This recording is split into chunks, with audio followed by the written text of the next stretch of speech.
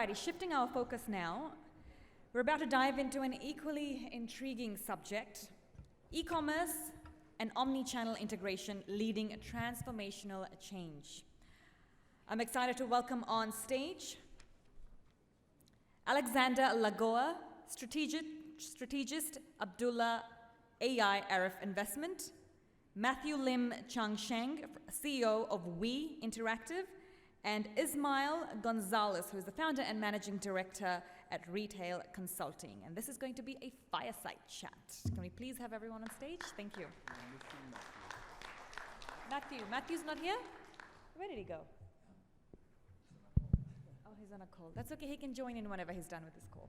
He's coming.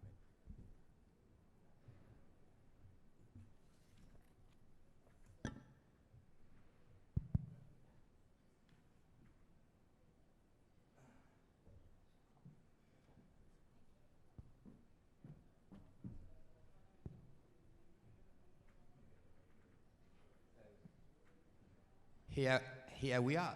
Good, almost late afternoon. I'm conscious about the time, I'm conscious about the energy, I'm conscious about the networking and everything, but we will try our best to bring you a completely different shift in the subject, in the topic, about something that we all do with shopping and our consumer experience. So just to go very fast, we will start with an introduction, a brief introduction from Alexandra. Okay, so good afternoon, everyone. My name is Alexander, but Alex, so if anyone wants to refer to me, please refer to me as Alex. I'm working as a strategist for Abdullah Latif Investment Group. We are basically a holding company. We're divided into 5 divisions with a total of 29 companies. About 70 to 80, we can even say 85% of our business comes or is in some way associated to construction, and we are now moving towards or diversifying towards a service-centered industry through one of our flagships in this industry is the World Padel Academy. For anyone who plays or knows paddle tennis, it's the place to go. Thank you, Alex. Now we are moving to a different industry, and we will introduce now Matthew Lim. So Matthew, introduce yourself, please.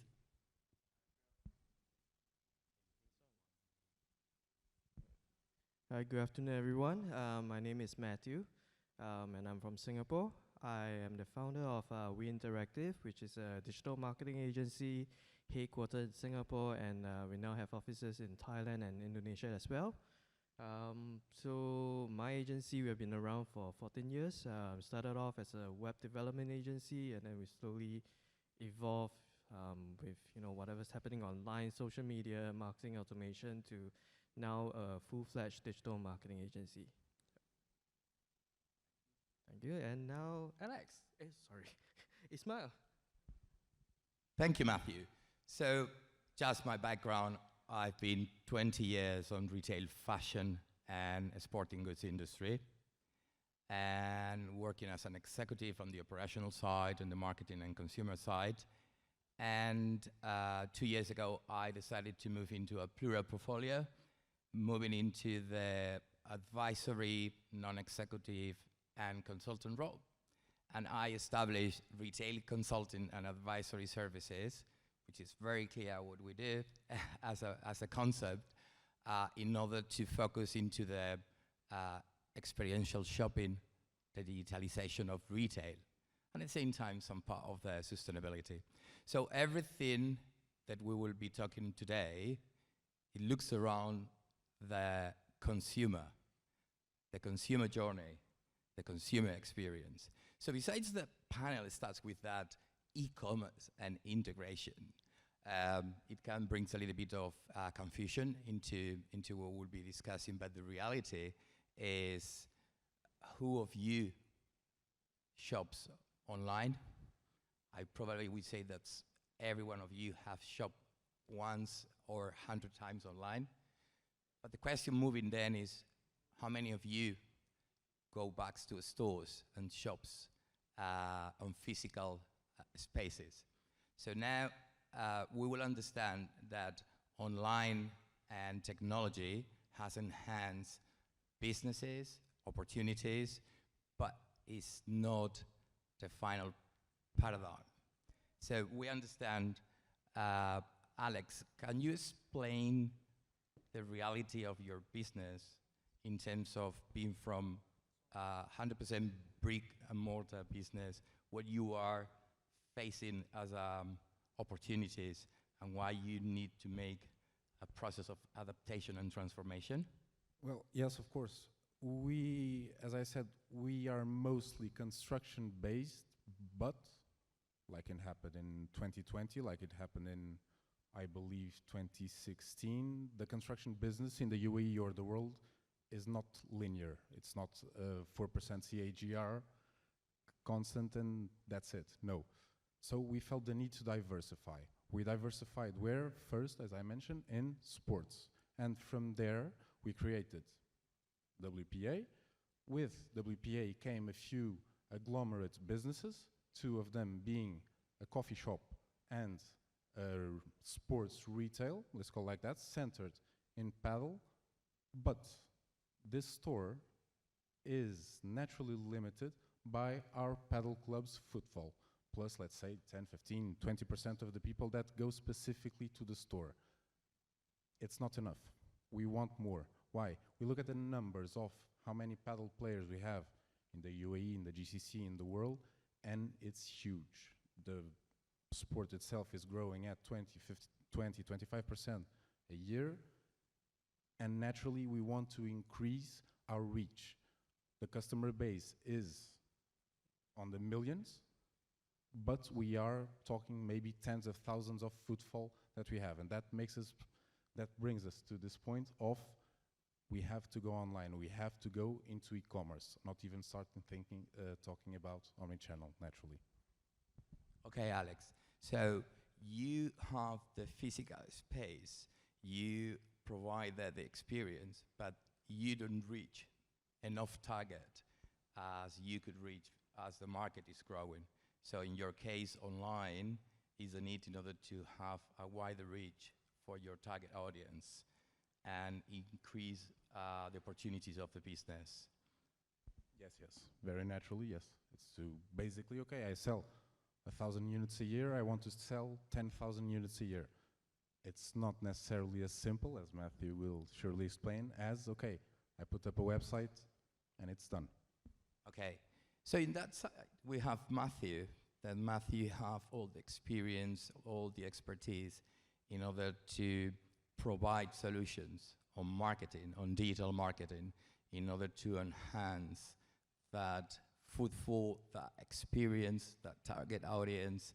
So explain to us, Matthew, and the audience here, what you do on that digital marketing to enhance that e-commerce or that brick and mortar. Sure. I think like what Alex mentioned just now, is it just about building an e-commerce website and naturally, you get the online audience? Is it so simple? First and foremost, offering my perspective as a marketer, I think we need to understand the entire consumer journey and how it flows through the conversion funnel. Right? I think gone are the days whereby it's a linear path down the funnel. People don't just go to the store now, listen to a sales pitch and buy stuff. They go to the store, they look at the product, they go through the consideration phase, and there are many things that they do now, right? You whip up a phone, you start comparing prices across different platforms, you start comparing products across various brands as well for different options, and it's not just a local option. Consumers are now afforded global options as well. They don't have to buy from, say, Dubai. They can actually buy from Singapore, from China, from US through Amazon, right? So that it gets a lot more complex in the entire consumer journey, and even past the consideration phase, in the interest phase now. People go to social media to look at reviews, go to the marketplaces to look at reviews, listen from the KOLs, the influencers, and not. So it's important that we understand the consumer journey, where are the various touch points, and where can we communicate using be it digital or even physical, right? An example would be, as I was mentioning, someone went to the store and start comparing prices online. They read out reviews, they hear from a KOL, and they decide to buy it. They go back to the store. They purchase the product, right? But does it even stop there?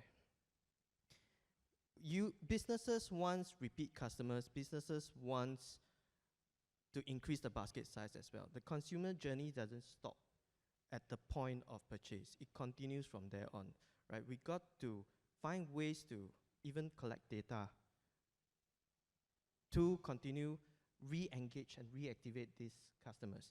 And going back to the e-commerce platform, right, the website, that could be the after. So if someone purchase a product in a physical store because they believe in the product, they believe in the brand, an e-commerce platform then becomes a matter of convenience for them to continue purchasing a product. And also it helps the business to scale, right? You don't have to consider, increasing your number of stores, extra rent, extra manpower in order to cater for these new customers that you acquired. Thank you, Matthew. So the question could be here about, we are talking about e-commerce and the death of retail for years. And we can all remember in the early 2000s when was the rise and the explosion of e-commerce, that retail will be closing up and everything would be going online. However, if we look into the reality, if we look into Dubai Mall, if we look into all the brand new retail spaces that are open up on the main high streets in the main cities in the world, and we see examples like Lego, for instance, to mention something that is out of fashion. It's just on the leisure side, it's on your hobby side. You can buy Lego online, Amazon, plenty of marketplaces. And it's good margins for the company. It's easy, anyone knows, but it's a Lego, and the experience arrives when the product gets into your place and you start building Lego. However, if this is so simple, we might understand why Lego is increasing the branches they have worldwide, and why Lego is opening brand new flagships and investing in all the physical spaces. Second example, sporting goods brand, Gymshark. I don't know how many of you are aware about Gymshark. Gymshark is a very successful startup case in the UK. It was established by a very young guy, 20 years old, in Birmingham, and he was doing at home and selling online. After scaling up and 10 years of business online, the company has decided to move into physical spaces and recently opened a flagship store in Regent Street in London, one of the most expensive high street in the world. And then moving into another second store and opening a space, a physical space in New York. So it sounds a little bit incoherent or contradictory, but it's moving all that online and the physical. And this is based on consumer experience and consumer journey. You want to reach that target audience that you mentioned, Alex. And at the same time, you want to be competitive, you want to be ahead of your competitors, and you want to create loyal consumers. And the way to do so is making an experiential shopping. How you can really try a shoe buying online. How you can smell a perfume. How you can really try the perfect fit of any clothes or any other items that you can buy online. All this is changing that concept of this discussion, the e-commerce and omnichannel integration. Because, and this is one of the things that we will discuss until the end, online and omnichannel integration is an old-fashioned concept.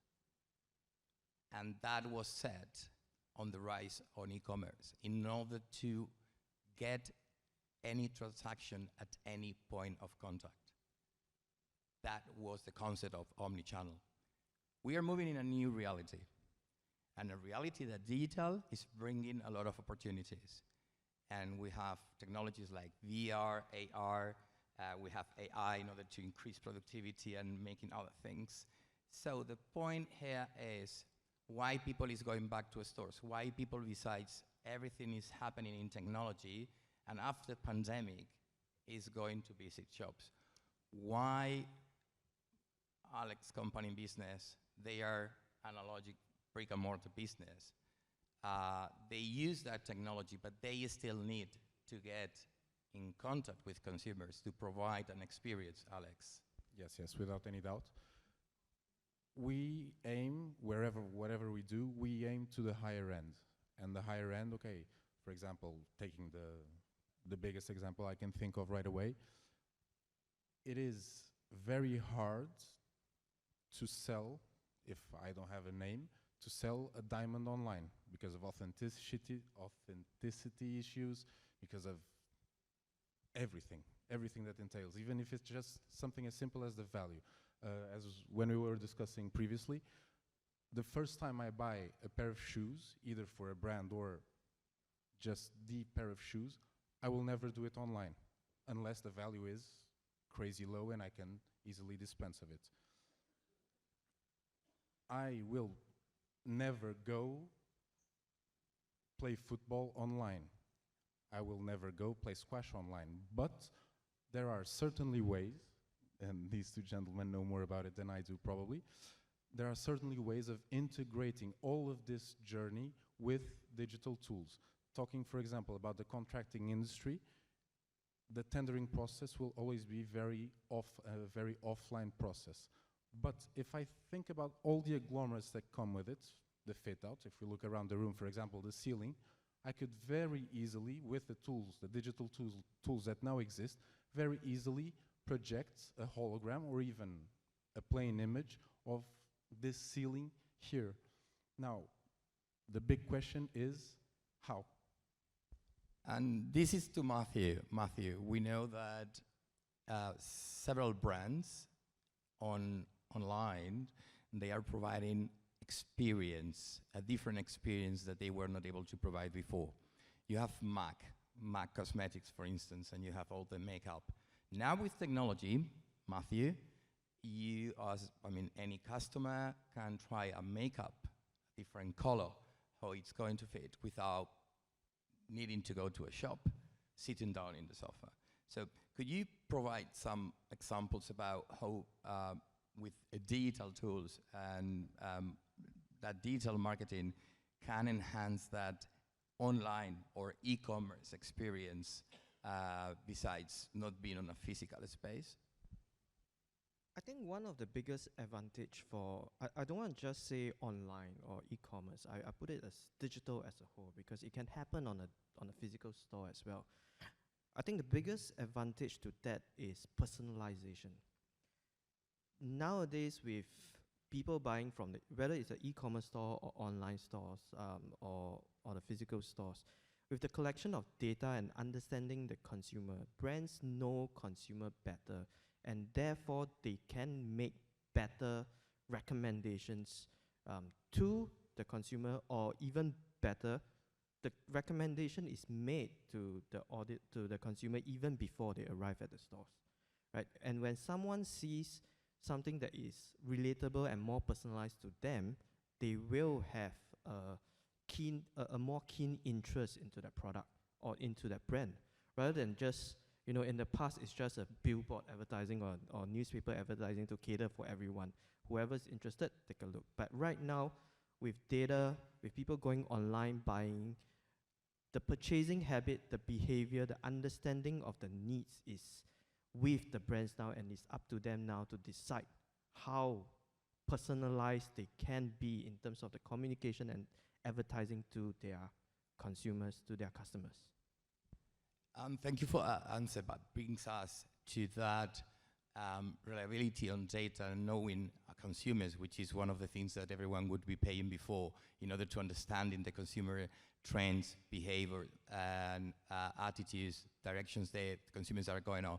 But we now have the new generation, the new consumers that are coming, Gen Z.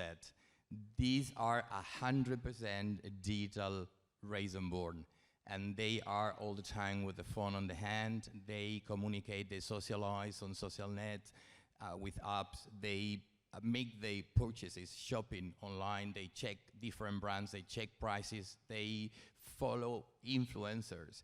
And all these data can be compiled and can be brought to companies in order to understand better what digital marketing do and implement. But what is happening, and companies are noticing that, is these consumers are going to the physical space in order to get that contact with the brand, in order to get that contact with the product, in order to learn more about the brand and get an experience with the brand. Because at the end, online can become very cold in several aspects. So the point here is that I mentioned before, omnichannel integration was a way of companies trying to get any transaction at any time and not losing any revenue. But nowadays, it doesn't work as it is, because marketplaces is full of marketplaces online. We have a wide range of options online in order to buy products. And what is the difference in order to buy from one to other? If you pay enough in TikTok, if you pay enough in Instagram, if you spend more digital marketing. So how you can get that experience and that feeling of that product? You need to go to a physical space where you can connect with the brand. So one of the things that we need to consider, the new reality of shopping, and this is one of the activities and hobbies humans we like the most, is just socializing, getting in contact with brands, getting in contact with products, and then making a decision of purchase. This will become a full transformation of what we are calling as a new trend, the phygital experience. Now it's not anymore talking about omnichannel, and now it talks about phygital. How you get in contact, in love, attracted for a brand, for a product, in order to make your purchase decision. And this brings a blend and a merge of everything that relates with the brand. And creating experiences will be the touching point for being competitive and stand out of the crowd in the retail market, offline and online. So anything gets blended together. So the point here is, as an example, for instance, we have plenty of examples on what is implemented already before pandemic. I mean, for instance, Matthew, you mentioned the example to me about the smart mirrors, how it changed the experience of a boring process being in a fitting room. Could you explain further, please? I'm not sure if any of you have been to such stores whereby you actually have a smart mirror inside the fitting room, right? You bring a shirt in and you put on a shirt and you look in the mirror. The mirror actually suggests things, trousers or even caps or anything that complements the product that you choose.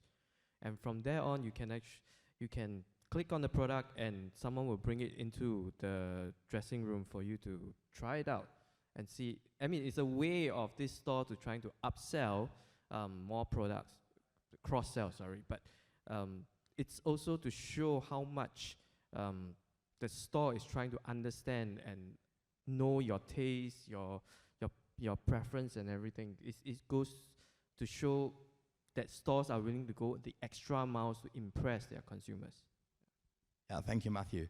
So in your case, Alex, how do you think that you can attract that target audience just because you set online business presence in order to get that experience, enhance that experience that you do already in the physical space, as you mentioned, for sport, paddle, other business, you have that experience there, but I mean, you need to attract online that experience to make competitive your venues compared with competitors.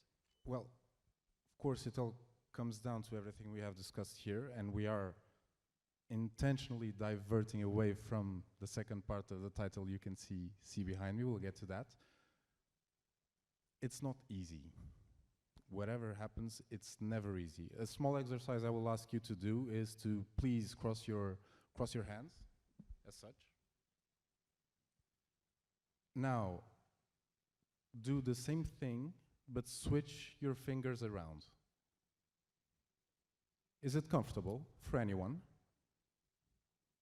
But what is the practical difference? There's no difference. What we are talking about here, it's something way bigger than this. Like we realized in 2020, we need to go digital. We need e-commerce, and for efficiency and redundancy finding, it's a big word, reasons, we absolutely have to have all of this integration. And I'm talking about omnichannel. Now, if we talk about what Matthew and Ismail were discussing, this omnichannel, by definition, is just having the same sales, let's call it like that, across many different channels. What we are talking here is, right now, nowadays, in today's world, and in the next maybe 5 years, if we can project that far, we need to think about the whole customer journey and try to integrate the benefits of the brick and mortar, for example, the Lego example, with the digital tools that Matthew so well explained. Yeah, absolutely. So, I mean, coming back with some examples, because, I mean, we as human beings, I guess, examples are the ones that brings us that concept as ideas. Going back to the example of Gymshark, you can buy all that sport gears in order to work out at the gym, in order to make any of the sports you do. So why is the need to really open a space that shows all that product in high street with all the expensive business rates and stuff, you know, rotation and everything, depending of that footfall and everything. So what Gymshark is trying to do is connect with that Gen Z that is their target audience. And that Gen Z, they do love experiences. And that setup of that store, the ones that you have had the chance in order to visit that store in London, it's made in a way that you change completely the sales floor for a traditional sales floor and becomes a huge space for working out and making different sports just in 30 minutes. And they run different groups of sports along the day, along the weekend, even running on the streets, which is not innovative, but I mean making things inside the stores. This is one of the examples of how to move in order to be close to that generation.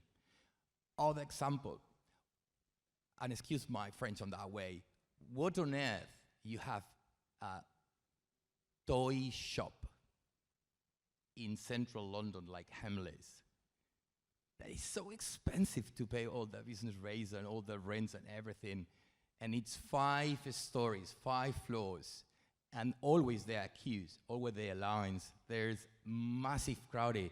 How many toys can you buy on Amazon? And cheaper. But why people goes to Hamleys in order to buy product? They are not buying product. They are buying experiences. And this is the reality of what brands will need to do in order to connect, engage, and finally create loyal consumers and continue the process of turnover revenue and growing against the competitors. And this is what we are seeing around the globe. More shops that are larger, that are bringing more experiences. Already, Matthew, you mentioned that there was the first, or were you about the first coffee corner in a Zara store, which is not near, you know, luxury has coffee corners for years. So the thing here is that you can buy online in the same shop. You don't need to interact with anyone. You can buy at the same time online, or you can order something and you go to pay self-payment and you don't interact.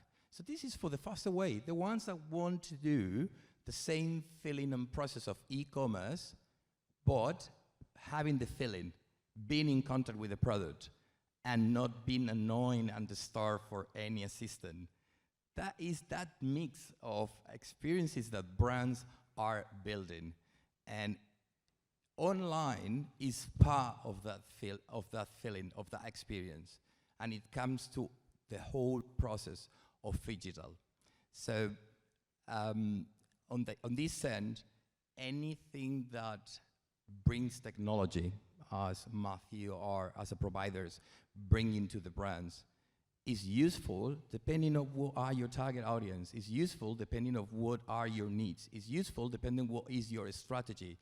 Implementing AR or VR just because you want to show that you are implementing technology is useless. It doesn't bring the goals or achieve the goals that you are asking for. But as an example as well, why does Microsoft needs to get an expensive shop in a city to show that they have software and computers and other things? They are not really selling too much from that. They are providing experience of their products, and they pay for consumers to get that experience on gaming. So I feel that probably you can notice a little bit of provocative discussion here with the e-commerce and omnichannel integration, but the reality is what we have been presenting here. But anyway, we are open to any question or any different point of view from your side. Any microphone here in order to... Anyone, really.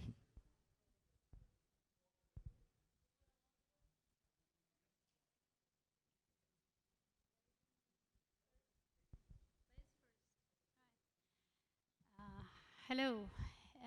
Hello. Your topic is very interesting, especially that Gen Z talking about, but I don't want to neglect Alpha generation, which is the generation after Z. They have a special characteristics, which is already the scientists and the people in the marketing and e-marketing actually doing a research to start how to do the online searching and how to do the business online related to the characteristics of Alpha generation. They are born in 2006 and more. So they have a certain characteristics actually that we use it in educational perspective in the methodology and teaching techniques. And that's actually the scientists that it can be integrated and duplicated to the business, which is the e-marketing people are really studying it a lot, especially in transformation and leading this change. So what my question is now, the Alpha generation, that they are the recent one, after 20 years, maybe 25 years, they're gonna be our leaders, okay, in the whole world. So this is actually what we mean that to look for a little bit, and how can we just get adapted with the characteristics of each generation to be adapted in the business-wise? Thank you. Oh, thank you for the question. I don't know if you want. I mean, I can jump into that analysis of the generation. I have been analyzing on the last years plenty of the different behaviors of millennials and Gen Z, and this Alpha, it's coming a little bit seen by brands, coming a little bit far away still, because still many of the brands has been working into what have to be done to be ready and prepare for onboarding all that Gen Z, that they are the ones that are having the wealth in the next 5-10 years in order to have that expenditure level for the brands. So on a long strategy, which is that 5-10 years adaptable, brands are focusing on Gen Z and still keeping an eye on millennials. Still keeping an eye on millennials. Yeah, but still they have the money. They have the money in order to spend, and they are reluctant to all that boring online in some way, that millennials, and they want something else. So on all these VUCA times and all this reality, you need to think about what you have to do as a business for the next 5 years in order to continue being sustainable till the 10 and going on. So it's a good point to come and bring here the next ones, while still companies are working and trying to understand what is the best to get loyalty and attract more Gen Z, that still is the time that they are starting to get that salary that will pay the bills and all the investment the companies are doing. I will be very interested in order to deep dive more in what other companies, other consultancies, and other studies analyses are doing in the alpha. But for the time being, I have to tell you that the focus, if not on a 70%, at least more than the half of the focus of companies is understanding how to go beyond to capture all that Gen Z. But it's coming. Change is change. And I do appreciate that point on your side. Thank you for your question. I don't know if... No, just from a strategical standpoint, there are two things that are very important to keep in mind here, is that if we look at the generations before us, they had purchasing power at 18, 20. Maybe some people bought a house when they were 22. That's not the current state of things. And as time goes on, and our economical model is built upon inflation, is built upon growth based on finite resources. So the more people we have, the more we multiply, those resources will have to get distributed by a higher number of people. So the purchasing power will continue to, how to say this in English, to move forward, let's call it like that. So now I'm worried about Gen Z, the 16, 20, let's say maybe the alpha generation will be able to purchase seriously when they reach maybe 25, 30 years old. When they reach that, I believe, this is a personal belief, we will have so many digital tools, so many digital ramifications, and some of them generated automatically. We don't even have to think about it. If we think about AI, if we think about machine learning, I just have to build a model that is adaptive enough to gather and analyze data as fast as possible, because trends before, they stayed maybe for 5 years, 10 years. Now they stay for 1 year, 2 years. Maybe we will see a scenario where a trend disappears in 1 month, 2 months maybe. And I have to create a system, a selling system, adaptable enough to be able to react to these changes.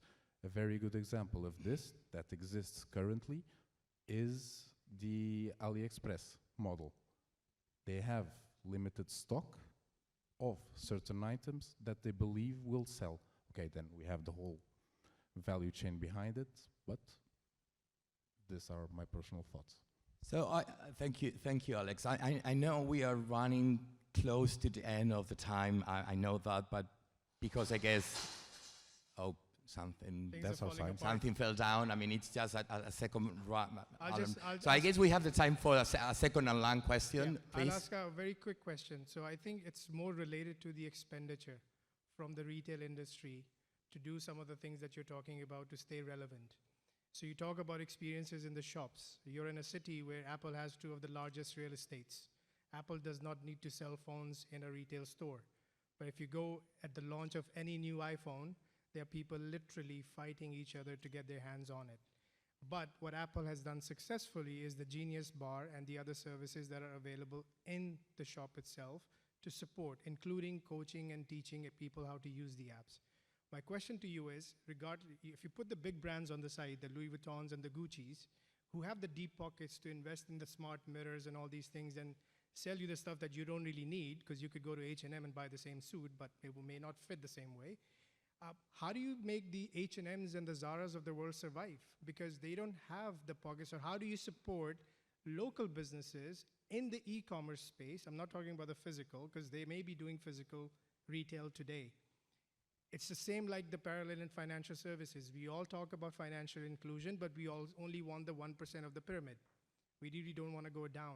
So I'm just trying to understand, in your retail world, in the e-commerce integration and stuff, are you also still targeting the 1%? Are you looking at the pyramid to then come up with the plans which could be phygital in nature?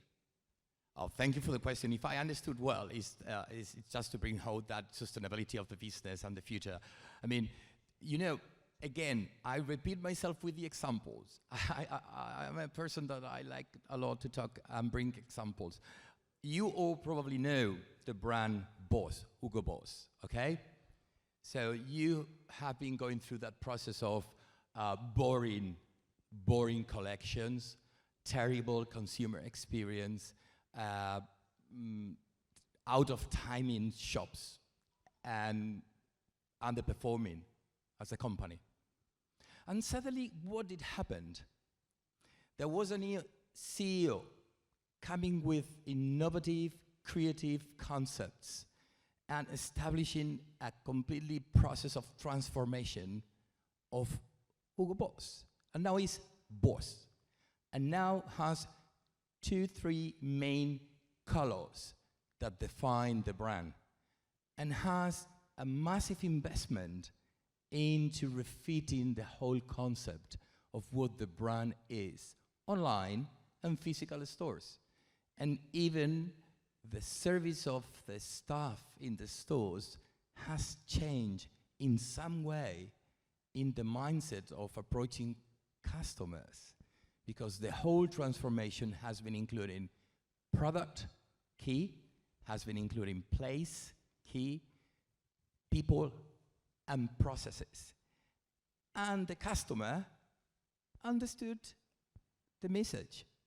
And if you look into the financial performance of Boss, has been impressive in the last 2 years in terms of growth, high double digit around 25%, 20%, 30%, and then on bottom line too.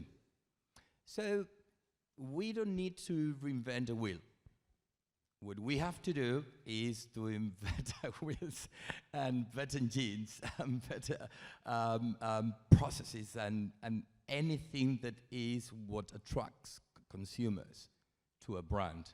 And then the rest can be difficult depending of the times, depending of the competitors. But you know what?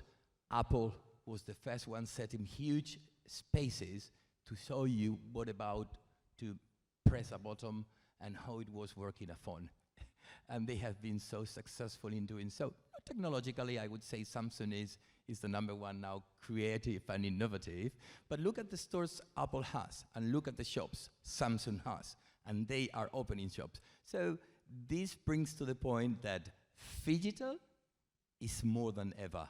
And that could be my final conclusion. Matthew, what is your final conclusion in just some seconds, please? Understand your consumer. I think that's the most important part. Marketing is no longer just broad stroke, right? With digital, with e-commerce store, we have the data. I think use it wisely, understand your consumers, know where the touch points, know how to personalize and apply it. That's the only way to maximize and, like you say, phygital. Thank you, Matthew. Some seconds to you, Alex, in order to get your conclusion. I'm getting a very nasty look from the MC, so thank you very much, everyone. It was our pleasure. Thank you, everyone. Thank you for your attendance.